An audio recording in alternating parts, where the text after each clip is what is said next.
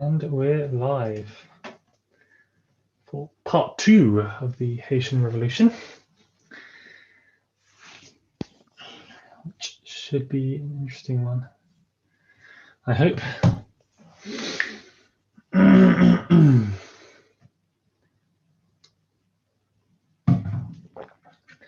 As we laid the groundwork for it last week, and then we're going to kick off on it this week, which is good.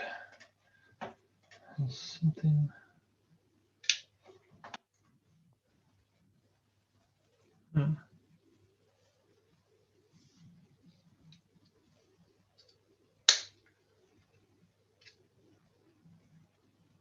Fair enough. Because I'm not actually live on YouTube yet. I will be at past. Who knows? Okay, no, it's working. Wonderful. Good. Hello and welcome, everyone.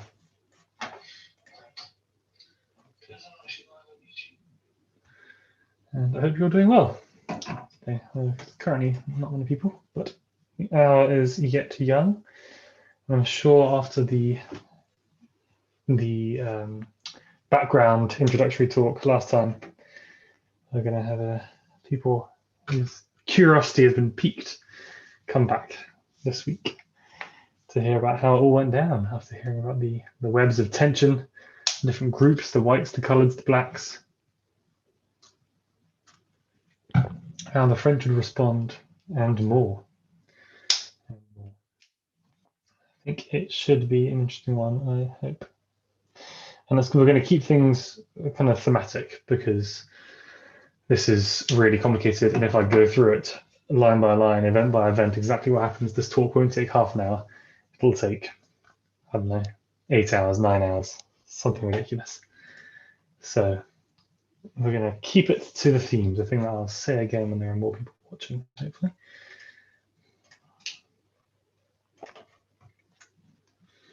But hello and welcome, everyone, as we are 7 minutes out from starting. This is the 8th talk, I guess 9 in total, as we had a talk 0 where we talked about broad themes and terms and that kind of stuff. All of these talks are available on YouTube if you missed any of them. And so this will be the 9th, although it's talk 8. So well done everyone who's stuck it out this far. And we've abandoned the US for a bit, although the US will be discussed here and briefly. This is primary focus. Hello, Lucas. Hi, can you hear me? Yes, I can hear you. Hi. Okay, good. I can hear you too, so all is good. Wonderful. Are you outside somewhere that's very windy by any chance? Yes, yes. We're in Dapia and it's very windy. I'm going to mute myself. Yeah. It's all right. But hello and welcome. 6 minutes to go. Okay, hi Lucas. Hello. Heather. Heather, hi, nice to meet you. HBO.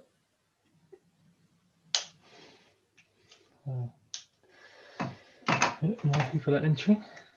And we're going to learn all about the different heroes and leaders and villains and all sorts of things. But yeah, as I said before, it's going to be, we're going to try and keep things thematic rather than going through all the minutiae and the details. Where possible. Lucas, one question though. Yes. Before we start, before the Christopher Columbus went to Haiti, who were the inhabitants there? Were they the Maroons? Were they? That is a very good question. So that's the Taino people. The Taino, okay. Taino, Taino, and they were like local indigenous American people. And in fact, it was them that called this island Haiti. Okay. So that's where we get the word Haiti from, and we'll see why it gets called that again. The French and the Spanish came in and called it the Spanish initially called it Hispaniola, and the French called their half Saint-Domingue, or the Spanish called their half Santo Domingo, same thing. But eventually when they declared themselves independent, they said, no, we're Haiti, calling back to that Taino name originally. Okay, are they extinct though?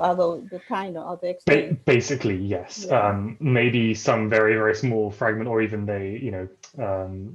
they would their descendants mixed in with the African and white populations, Yeah. but essentially there are no Tainos left. And unfortunately, that's true of quite a lot of the islands and some other regions of the Americas. The local indigenous people are gone. That's not true of a lot of the mainland. Obviously, there's all these Native American communities and in Peru Yeah. and all these other places. But in like Jamaica, Barbados, a lot of the Caribbean islands, basically everyone there actually originally comes from Africa or Europe. There's very few. Yeah. They also had the Caribs and the Arawaks. They were there. Yes. Again, that's why it's called the Caribbean, from the Caribs, right? Yeah. So some of the names survived and place names survived. But if you see someone named after a saint, then it's yes. Yeah. it's European control there. Very interesting. Yeah. But it's a real shame. There's so much information, and I have to go off on this tangent because before the talk proper starts. There's so much information that has just been lost about what the indigenous Native Americans were, like the Mayas and the Aztecs. There were thousands of books written in the Aztec language that the Spanish just burnt. They just destroyed. So So we have no idea. We have, I think there's like 2 books out of this 1,000-year-old, incredibly complicated, developed, advanced civilization. We have 2 books written in their local language, and that's it. And it's this complete tragedy. That we don't have it. Yeah.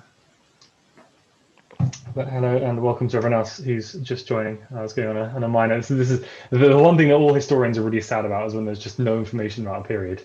Like in ancient Greece, we have maybe, I think, 5% of all the books that were written in ancient Greece we have survived. So all the stuff that classicists have studied, there's 20 times that's just lost, and it's sad. But we're not talking about ancient Greece. We're talking about Haiti, Saint-Domingue, as it was then called by the French. I'm probably butchering many pronunciations of everything, but Haiti is the order of the day. And yes, the next talk will be in 2 weeks' time, even though we had 2 in a row, just because I screwed up and forgot to prep one 2 weeks ago. So we got a double strength, 2 in a row, everyone. But then I'll be back to normal afterwards in 2 minutes. And I might as well share my screen and bring it up. And we are going to be asking the question, and I think it's quite an interesting question. And you can ask it about lots of revolutions in history. And the question is, was the Haitian Revolution actually successful? Because it had goals, and some of those goals succeeded. For example, Haiti is now an independent nation. But as we look at the history of the place, and we're going to try and have a bit of a better grasp of the political events and the things that went on and shaped it, we can try and find out whether or not the actual goals were successful, and whether this country was really possible, and the dream of what a free and independent Haiti would be like, whether that was realized or not. With 1 minute to go, and I've set my the camera is up here when normally it's down there, so it's a bit lower. So forgive me if I forget and look at my screen rather than up at you lovely people who are watching today. But I'll try to remember. But welcome. It's always nice to see that there's still double digits, even on 18 weeks in, double digits nearly. Welcome to everyone. And the time is past, so let's kick off with trying to answer the question: was the Haitian Revolution successful? And there'll be kind of 3 parts to this talk.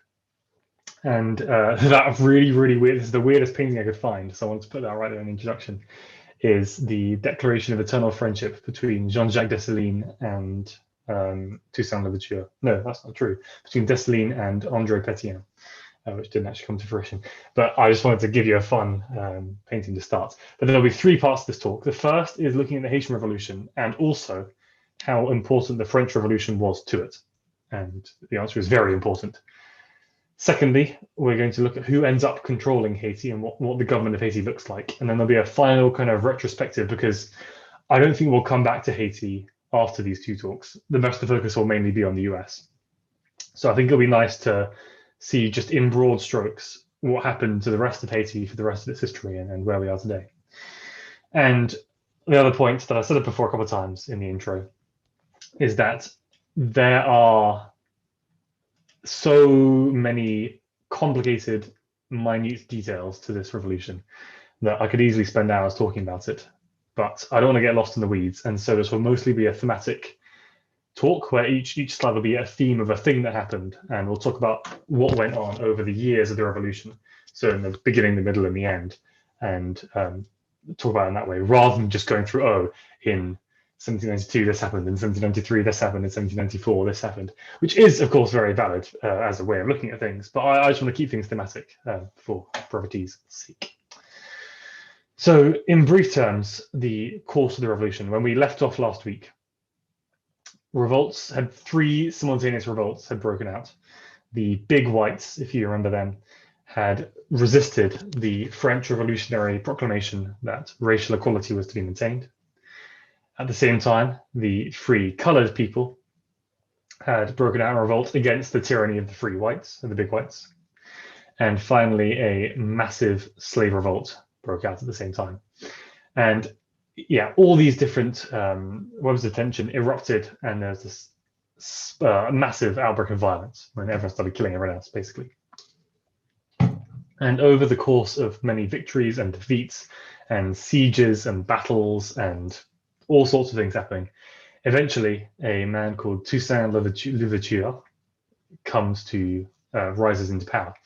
And he was born as a slave, but had become free by the time the revolution started out. And he hadn't been a field slave, he'd been a house slave. I believe he'd been a coachman. So he was riding the coaches. So he was a very good horse rider, in fact, which is why he's depicted here, riding a horse. And he was, in 2 words, a political genius, essentially. He has also been called the Black Napoleon, at other times the Black Spartacus, because this is the largest slave revolt since Spartacus's uprising in ancient Rome, to give you an idea of the scale of the revolution that he leads. And he's able to work his way into power, first of the slave revolts, and then eventually of the entire island at one point, including the Spanish bit, and we'll get to that in a second. And before eventually being deposed. And he got Haiti its autonomy. He laid the groundwork for its independence. But the one thing that he was unable to do was see a future for the island that didn't include the plantation economy. And we're going to talk about that again as well. But the one person, if you remember one name from this talk, and he's just the most important figure, and in any other time, any other place, his name would be splashed across history books, but he's been largely forgotten. It's Toussaint Louverture. And we'll talk about other people as well. And there's all sorts of other important figures. But he is the biggest man, the one who shaped the future of Haiti the most. So let's talk about the revolution, back to themes, with respect to France. And I mentioned it before last time, but the most important thing here is that the French Revolution is happening at the same time as the Haitian Revolution, and the Haitian Revolution is defined by the French Revolution. What does that mean? Well, first of all, it was triggered by it. So it was when the Republicans take control and depose the monarch, the king, that they issue racial equality in Saint-Domingue, the colony, and that causes all these revolts. That's part of it. The other thing is that as the laws in the metropole meaning France, as they change and shift, that will massively change the situation back in Saint-Domingue. And these shifts and changes happen so fast. Long-time viewers of my channel will remember the French Romantic Europe, Germanic Europe series. And I talked about the French Revolution in broad strokes again because it's ridiculously complicated. And the thing I stressed then, and I'm stressing to you now, is that things change very, very quickly. All sorts of commissions and governors would be sent by France over to Haiti, and they would often find 2 things. The first thing is that by the time they get there, the problems they were told to solve in Saint-Domingue back in France, by the time they get there, there's a whole different set of problems that they're totally unable to solve. For example, news reaches France all the way back in 1792, when the revolution first breaks out. News reaches France that there is a big white revolt and a colored revolt. And so a commission is sent to deal with it and reimpose French authority. By the time they get there 5 weeks later, the 10 weeks back and forth, remember, there is the biggest slave revolt in history since Spartacus, rampaging through the island. Most of the colony is under black control. The whites and colors are clinging to a few major cities and forts, and the commissioner are just like, what the bleep? Let's keep this family friendly, but are stunned by the situation they find themselves in. That's the thing that happens a lot. The second thing that happens is that by the time the commissioner gets to Saint-Domingue, to Haiti, the situation in France has changed so much that they're completely helpless and they don't know what they're doing. And so this will happen often. For example, someone will come to issue laws and stop slave revolts, but by the time they get there, France has abolished slavery entirely, and they have to respond to that change. And so these constant changes and revolutions keep everyone on the back foot in Saint-Domingue, as people have to respond constantly as France goes from a kingdom with the National Convention into eventually a republic. And then you have the Republican terror, and there's the rise and fall of the Girondins and the Jacobins. And eventually France becomes a directory and then a consulate, and before long, France is an empire being ruled by Napoleon Bonaparte. And there's just constant turmoil that keeps the situation in Saint-Domingue chaotic at all times. And it's figures like Toussaint Louverture who are able to use their incredibly sharp political savvy to keep themselves in charge for an extremely long time, and others. But lesser people who aren't able to keep up with these constant crazy changes, often fall behind. And over this period, slavery is abolished in Haiti. That's the important thing. And in fact, the French, in doing this, are the first Western nation to abolish slavery for hundreds of years. And that is important. That's a big deal. And essentially, what the French did is, rather than abolishing a system of slavery that was already in place, they more kind of recognized the slavery that the black people in Haiti had won for themselves through armed insurrection. But however it happened, and really it happened because of black agency rather than French benevolence, however it happened, slavery is abolished. And a theme to take with you, and we'll talk more about this later, is that once that genie leaves the bottle, once the black people are freed, it will become impossible to put them back into slavery, back into chains. And we'll see, despite various French attempts to assert this. And these do happen. In 1794, the French Republican government sends in 6,000 troops to try to reimpose French control. And more troops are sent at various points, but the really big one is in 1804, when Napoleon Bonaparte, at that point first consul, but later emperor, still Napoleon Bonaparte, still in charge of France, he sends what's called the Leclerc expedition of 30,000 troops and half the entire French Navy, to try and reimpose French control. And these attempts both fail. Firstly, because they radically underestimate how good the black generals will be and how tenacious they'll be, how good they are at fighting they'll be, because they're racist, and they just assume that they'll be lazy and stupid and can't fight back. That's definitely one side of it. The other side is disease. If you are from Saint-Domingue or even from Africa, you are somewhat resistant to tropical diseases. If you're from Europe, you are not resistant at all. And so when, for example, the Leclerc expedition, 30,000 troops are sent in, and more keep getting sent in, 10,000 at one time, 3,000, 5,000, just thousands and thousands of French people piling in. When all is said and done, from disease and from violence, only 3,000 are left by the time Leclerc himself dies, who was the general put in charge of the expedition. 90% of them die from disease and violence. So these French attempts to reassert their control fail. And over the period, Haiti goes from French colony to basically autonomous to fully independent. That's one thing that happens, and that's important with the relationship between France and Haiti. So let's talk about slavery. At first, obviously there's slavery everywhere, and when the revolts first break out, and the main fighting takes place between the whites and the coloreds, while there's this massive slave revolt, out there in the hinterland. And the whites and the coloureds aren't too concerned about the slave revolt because they hate each other so much. All they want to do is fight each other. And what both sides do is do limited manumission. Manumission means freeing one person from slavery, while abolition means getting rid of the institution of slavery. If that makes sense. And what they would say is basically, for example, if you fight for me, I will free you. Right? That was the first stage of it. They say if you fight in my armies against the coloureds or against the whites, then I'll give you your freedom. Eventually, that gets expanded further and further and further. You know, if you fight for me, I'll give you your freedom and also freedom to your families.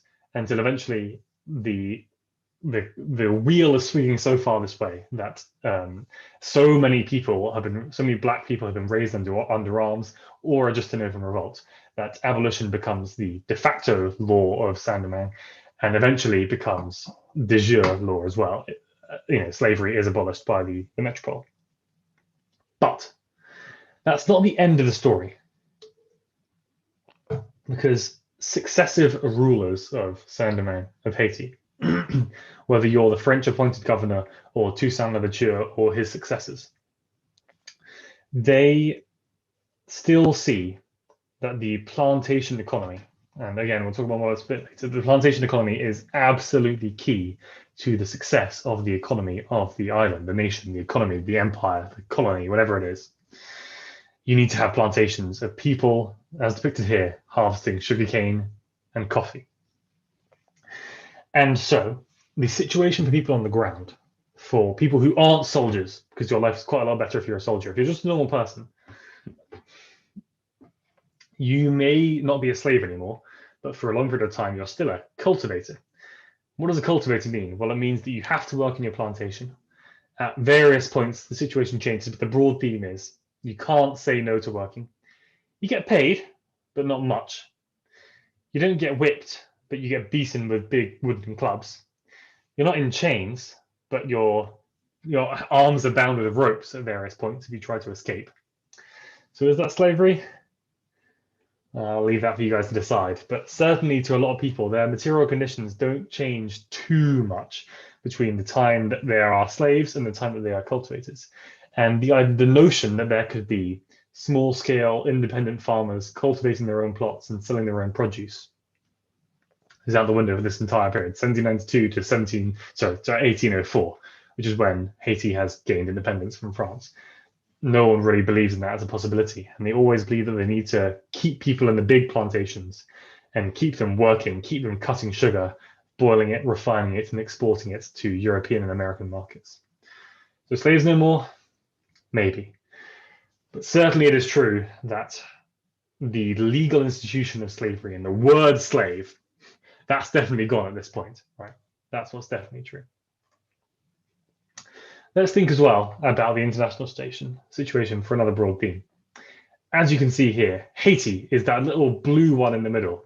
It's that half of the island of Hispaniola, just down and to the right of Cuba, right? That's Haiti.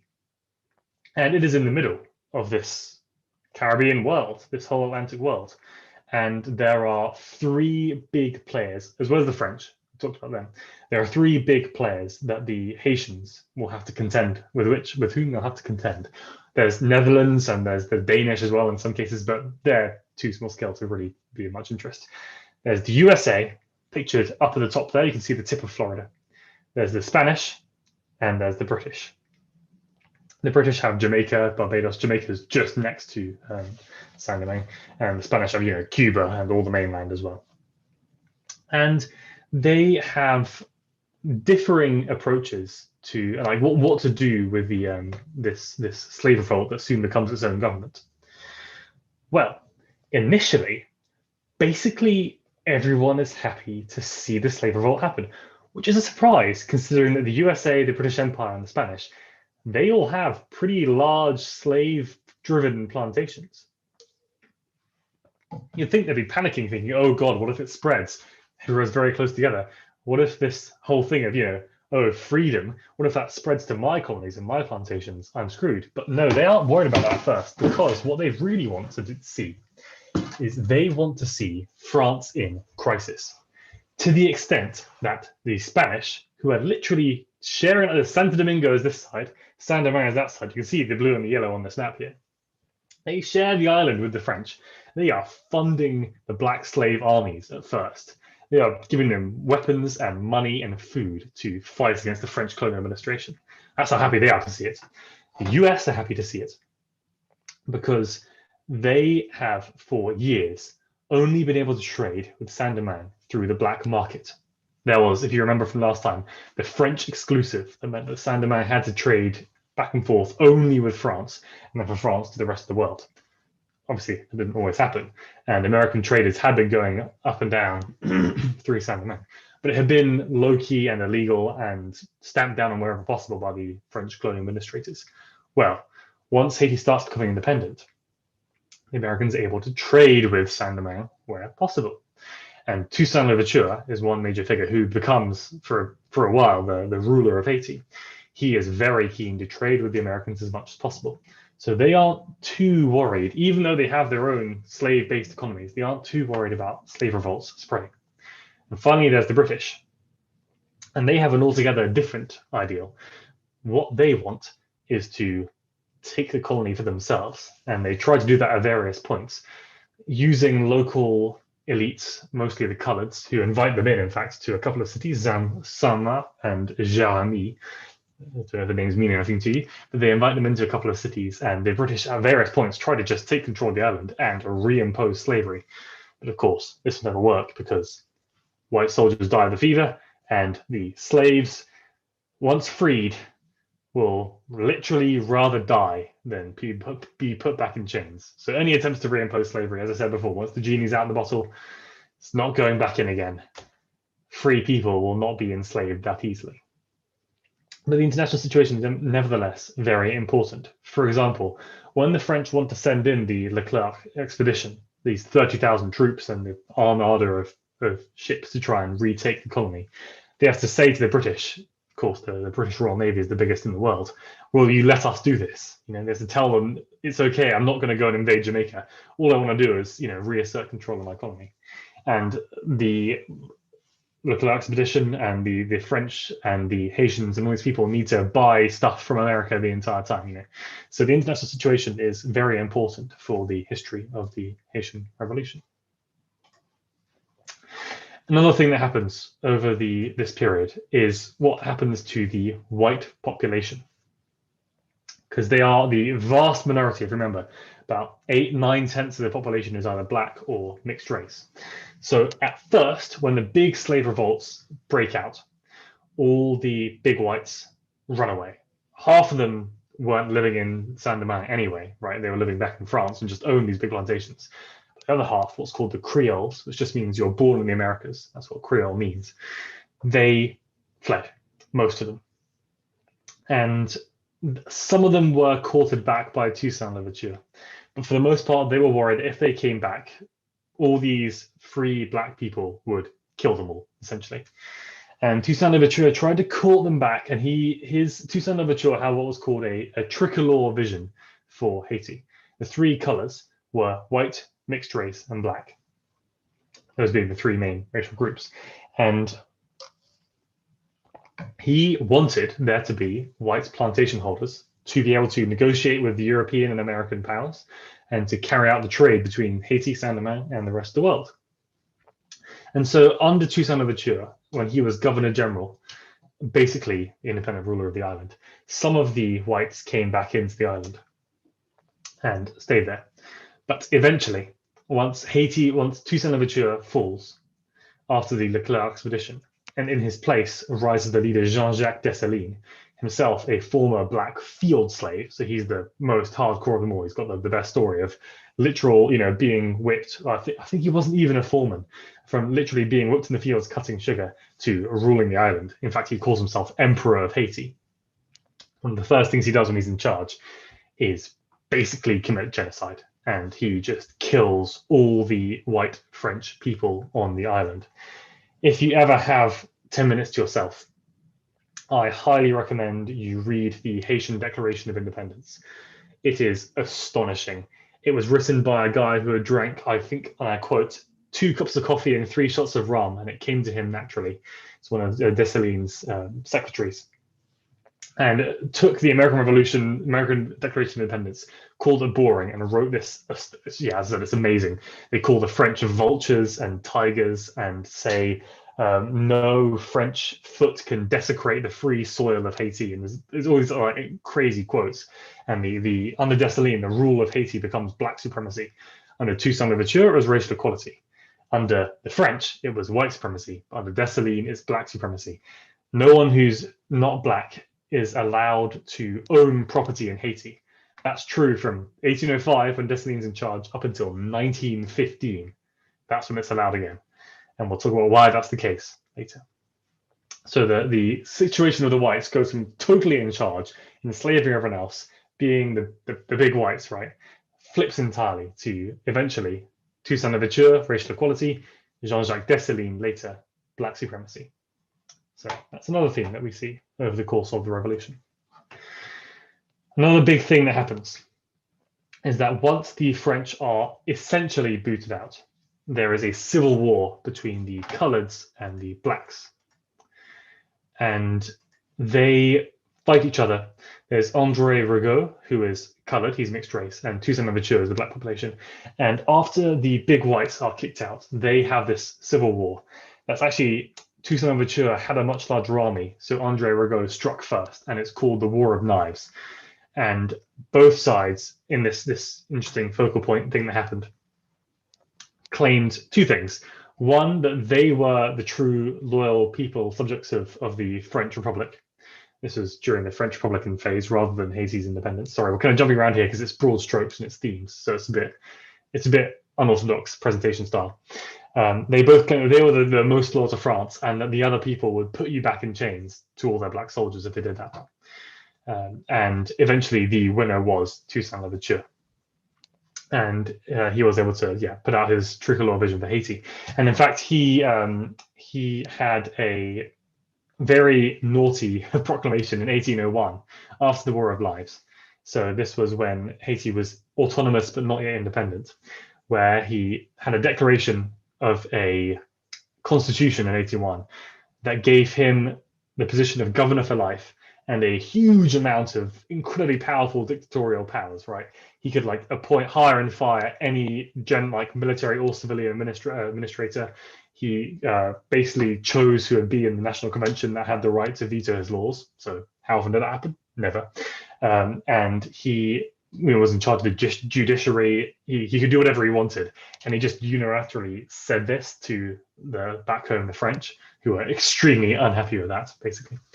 But the War of Knives is a good focal point because throughout this revolution, whenever one side is strong, they aim towards more autonomy, more independence from France. And whenever one side was weak, they tried to get closer ties with France, try and get the French to help back them and give themselves power. Really what's happening, Toussaint Louverture, like André Rigaud, like any other of these major black or mixed race figures over the course of the revolution, what they want is for themselves to be in charge. And they'll do anything to get that, including, whatever it is, sell their former allies down the river. At various points in the early stage of the revolution, make a deal that re-enslaves all their soldiers as long as they can go free.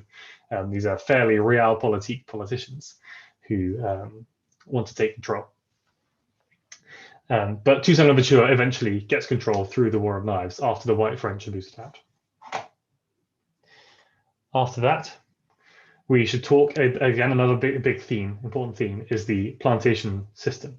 Now, I said before that no one had a vision for Saint-Domingue that wasn't these large-scale plantations. But the issue is that this vision could never come true.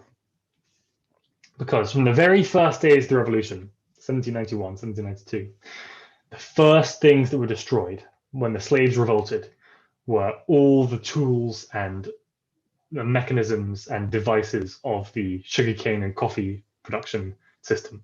They burnt down the sugarcane burns like that, and the former slaves, they are making themselves free, set fire to everything and destroyed it all where possible. And this would happen again and again and again. Whenever there was a revolt or a civil war like the War of Knives or other civil wars, which happen again and again and again in Haitian history, whenever people rise up, they burned down the sugarcane and the sugar plantations because, and this is the important thing, free people do not want to cut cane. As we talked about last week, it's difficult, it's dangerous, it requires long hours and back-breaking intensive labor. People whip you or beat you with clubs or whatever it is. It takes violence to keep you in line. Free people do not want to cut cane. That, coupled with the fact that once people become free, they will fight to the death rather than be re-enslaved, means that the plantation system will never work. Even under, as I said, this incredible, charismatic and potent leadership of Toussaint Louverture, the production of sugarcane happens at 1/3 of the amount of sugar that was being produced before the revolution. People are never able to get the sugarcane plantation system as a whole, never able to get it back up to what it used to be back when Saint-Domingue, as a loyal colony of France, was the most lucrative piece of ground in the world. It can never happen again because it was only possible through the violence of slavery. So, was there a different future? One of independent, stakeholding sharecroppers who could grow their own small plots and sell what they wanted and had their own land and weren't forced to work by the butt of a rifle, by a big heavy club, or by the whip? Well, maybe, but as we'll see, that future was never realized. Because if you want to ask the question, where are we today? We're in a bad place with Haiti today. First of all, Toussaint Louverture fell. He alienated too many people in the later years of his life as he sought to keep hold of power, and he was captured by the French and sent back to France to prison, where he died after less than a year. In his wake, there'd be a succession of people proclaiming themselves president or emperor or whatever ruler it was. But the main issue that Haiti struggled with is that even in 1804, when it was independent, no other country in the world recognized them as an independent nation. Not until decades later, when in 1848, the French said to the Haitians, "We won't re-invade." This is decades after they got their independence. They said to them, "We won't invade you with a massive army and force you back under the boot. If you pay us 150 million francs, then we'll recognize you as independent." Haitians agreed. The French had already sailed a fleet into the harbor and threatened them with destruction if they didn't agree. And this starts the debt that Haiti was never, to this day, is never able to pay off. By 1900, 80% of the entire Haitian gross national product was going into debt repayment. Debts to the French, to the Germans, to the Americans, and to the British. This is debt that just crushed Haiti. And at the same time as this terrible economic international situation, there's a terrible political situation as well, with a constant succession of dictators and coups and civil wars and violence that just destroys all the infrastructure of the island and of the colony, and make sure there's never enough stability. No one person will rule for more than 10 years, and there will be no peaceful transitions of power. In the entire history of Haiti, there won't be peaceful transitions of power until in 1915, the Americans invade and US Marines occupy the island for 15 years.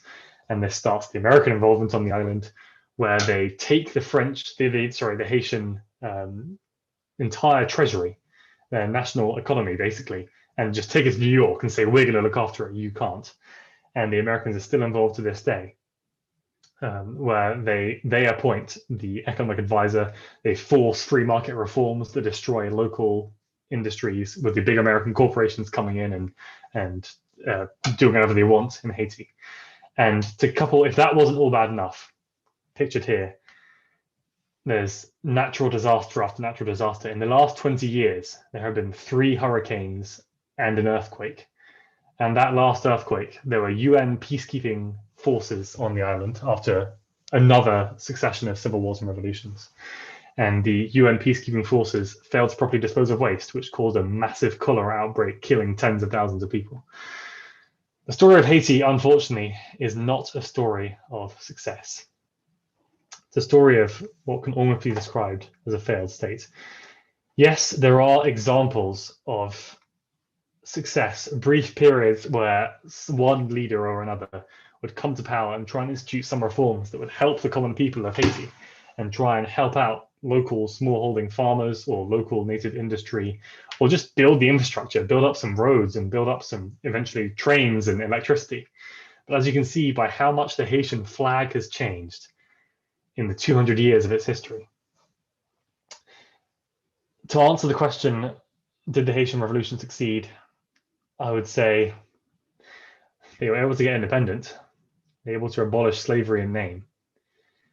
But that dream of a free country, of black control of the island, rather than foreigners or rather than the whites who lived there, was never really able to be achieved. And so, was the Haitian Revolution successful? A qualified yes is the best that I can give, leaning towards maybe even no. So that's a bit of a downer. Sorry. Pictured here are various important Haitian figures from that period. From left to right, I think there's André Pétion, Henri Christophe, who was the second emperor of France, Toussaint Louverture on the far right, and Jean-Jacques Dessalines on the second from the right. Are the people we have here pictured. And does anyone have any questions? I know it's been quite it's weirdly done chronologically, but more thematically. But we can see that. Yeah, let's see if anyone has any questions. And there's actually quite a few already. So how did Jean-Jacques Dessalines become ruler is the first question. And that was actually quite an interesting one. So when the Leclerc expedition, this Napoleon Bonapartist one of 30,000 people came in, they initially had a lot of success. Before summer, when the yellow fever came in and killed basically everyone, the French took control of quite a lot of the island.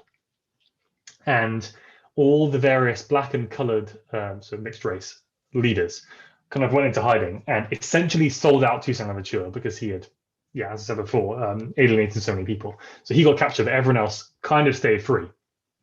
And as the resistance to the French was brewing, all these different figures, Dessalines, Rigaud, Pétion, Christophe, all these different people sorted out amongst themselves who would be the overall leader of what they were sure would be an eventually black-ruled Haiti rather than white-ruled Haiti. Because they knew that the French were doomed after a few months, everyone would die of fever. And so by autumn, once this massive death loss happened, Dessalines called up all this massive army that had been developed, that had been fighting for years, and so it was very, very, very experienced, and also they were resistant to disease. And they basically just threw back the French who had to flee. That's how Jean-Jacques Dessalines was able to proclaim himself Emperor of Haiti. And yeah, I really recommend look up the Declaration of Independence. It's not very long. It would take you less than 10 minutes to read, and it is really amazing to see something that bold written down there. They say all these different things like, basically, if you're white, we will kill you. It's like astonishing to read. And that was the proclamation they sent out across the world. I have a question. How did the big whites flee from Haiti? What was their route? So two methods, mostly by boat, but some people went across to Santo Domingo and then left by ship afterwards. So, but mostly by ship. And that wasn't always easy. There were actually times when various nations, either the Haitians themselves or the French or the British or even the Americans, blockaded all the ships and didn't let people leave. But it was where possible, they would leg it by ship because it was an island after all. Did any of the freed slaves leave to go to other parts of the world? Yes, in fact, the exodus of colored people and some white and some free black who had fallen foul of the political regime, a lot of them went to America, and the population of New Orleans doubled in this period. So a lot of the people in New Orleans, it's why they speak this Creole language there, some of them still, is because of people who left from Haiti, which is kind of an interesting one. And also went to all the parts of the Americas. And it was basically known that once Haiti was a free and independent nation, if you wanted to have an independent revolution, you could ask Haiti and they'd give you some soldiers, some guns, some money, some heartfelt words of support, at least something. That is even what Greece got in the Greek Revolution, a couple of decades later. They got words of support by Haiti who recognized the Greeks as independent. So free slaves, yes, they went all over the world, but mostly in the Americas, spread out and sponsored other revolutions, went to America. Yeah, all sorts of things happened. And in fact, also, this is a real weird side point. The opposite happened when the French Leclerc expedition came to Haiti. They had brought with them troops from all over Europe, because at this point, France ruled quite a lot of Europe, including a couple of thousand Polish people. Now, at that time, the Poles, back in Eastern Europe, Central Europe, were engaged in their own struggle for independence, struggle for freedom from the Germans and the Russians who were controlling them. And the Poles had been told that they were lied to. They were said, oh, we're going over to the New World, that France is spreading freedom and liberty to the New World. When they got there, they soon realized, no, the opposite's true. In fact, France is trying to re-enslave all the black people in Saint-Domingue. And so they all defected and joined the black people in Haiti. And when Jean-Jacques Dessalines was doing his purge, his genocide, killing all the white French people, one of the exceptions to this was the Poles. And they said, no, if you want to, you can just live here. And a few hundred of them did. And so there is a population in Haiti to this day descended from the Poles, the Polish people. So that's a really weird tangent, but it's kind of crazy that that happened. And so, yeah, a bunch of Poles moved to Saint-Domingue, to Haiti, to live as free people. Yeah. Another question. Do you know how is sugarcane traded now? I don't know exactly where most sugar comes from. I think that it's mostly grown and cultivated in Africa, but I could be wrong. There might still be some in the Caribbean islands. But my understanding is that a lot of the world's foodstuffs basically are grown in Africa itself. So yeah, but really the answer is I don't know. That's a very good question, actually. I don't know where most of the sugar that we eat today, because the world still consumes a lot of sugar. It's not quite the massive boom economy it used to be. It used to be basically white gold. They called it as the most lucrative commodity in the world. It's not that anymore. But so I don't actually know where it comes from. I'll have to look that up and get back to you. Next question. The rum industry was owned and run by a white French man. In your opinion, why was it not run by one of the black people? There are a couple of, I think I know who you're talking about. I can't remember exactly what the guy's name is, but I do remember this quirk of the history. And there are a couple of reasons for this. One is that rum was a big export trade, and so there needed to be a person who negotiated with all the white leaders and rulers of other places around the Spanish Main, the Caribbean. So that's part of it. And there's three reasons. The second part of it is that the rum distillation involved really complicated machinery and technology and organization that again needed to be imported from France. The machinery, that is, obviously anyone's capable of learning how to do it, but the people who had the know-how were in charge at that point, and so had to be involved in that the import side of the rum production. And the third part was Toussaint Louverture's tricolor administration of France. So he just really wanted to. He was happy to let the white people be in charge of industries. He was not a black supremacist, Toussaint Louverture. But obviously Jean-Jacques Dessalines, Henri Christophe, those guys were, but Louverture wasn't. He wanted all three races to live in harmony where possible. So he was very happy to reaffirm wealthy, influential white planters, merchants, industrialists, and even give them special dispensation, like first right of refusal of abandoned plantations where possible. So maybe he even wasn't even in favor of racial equality. He was happy to let the rich whites stay rich and stay rich to everyone else, as long as that meant the overall success of Haiti and the overall success of himself as a leader. Let's be honest. So three parts to the answer, but it is interesting that obviously that wouldn't be true later. Once Dessalines comes in and literally kills everyone, and this very nasty process of he would line up all the white people and say you can pay a fee to be saved, and if they paid up he would still kill them anyway, but he just wanted to see where that money was. So he just robbed them and then murdered them. And it, obviously, not to deny the literal decades of horrible slavery done to the black people by the white people. Let's not forget that. That doesn't take away from the fact that it was basically a genocide, and it was a very, very nasty one at the same time. Are there any other questions at all? No question is too, you know, if you're worried it'll come across as dodgy or anything or stupid or whatever, it's fine. No need to be afraid. Ask away.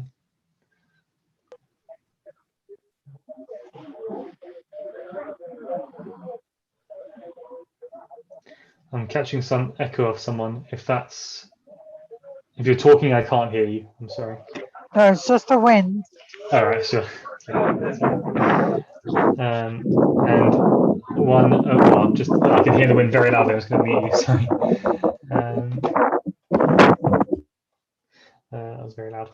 Yes, one final question. Presumably sugarcane doesn't need a lot of manual labor anymore.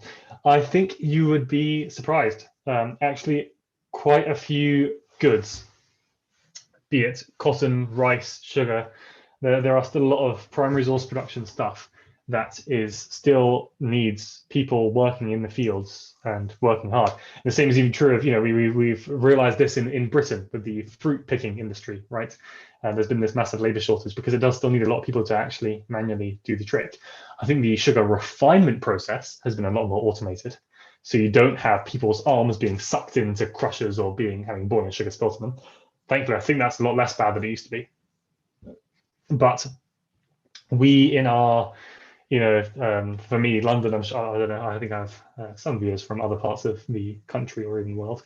But in my London bubble, we're very, very alienated, very, very removed from the origins of the food that we eat. But it's worth remembering, I guess, noting that most of the stuff we make, we consume now is still made, consumed, picked, sowed, harvested, whatever it is. A lot of it still happens by hand, which is kind of crazy, but very much true. Cool. And with that, I think I can say thank you very much to everyone for your viewership. And the next talk will be in 2 weeks' time. And it's going to be on the various crises in the lead up to the American Civil War, as there were attempts by people to abolish slavery, various different kinds of people to abolish slavery or stop it from spreading or keep it spreading or keep it forever, and all these different kinds of things. And whether it was possible that there wouldn't be a US Civil War, whether the Constitution let that be capable. So we're going back to the USA, back to the mainland, to talk all about that in 2 weeks' time. And as for that, I haven't got any other irregular announcements. You know, I sometimes like to say about if there's a talk, an interesting talk, or a conference happening or something. Nothing like that this time around, but just remember, yeah, I am on YouTube, mostly on history, so you can find me there. And thank you very much, everyone. Thank you, Lucas. Thank you, Lucas. Thank you, Lucas. Thank Thank you, Lucas. you. It was Thank you, very Lucas. interesting. Thank you. Very much. See you guys Thank next time. you. Thank you.